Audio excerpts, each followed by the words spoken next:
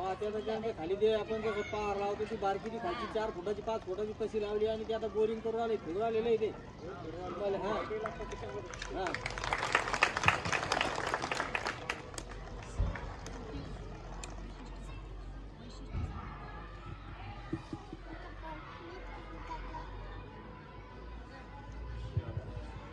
हा आता याचे वैशिष्ट्य सांगतो याचे बचत होते डिझेल पेट्रोल हे सोलर पासून चार्जिंग होते बॅटरीची ध्वनी प्रदूषण कमी होते वायू प्रदूषण कमी होते